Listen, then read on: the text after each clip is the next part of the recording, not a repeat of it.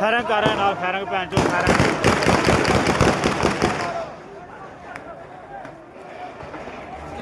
force पहुंच रही है फोर्स गिरफ्तार लेगा कर लेगी इन्हें मारो गड्डी उल्टा दो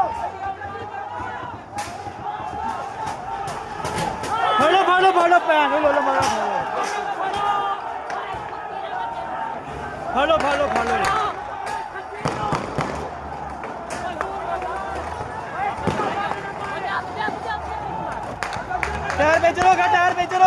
टायर पंचर हो गया फाड़ो भैन चो उधर टायर पंचर हो गया टायर फड़ो भैन ला लो मारा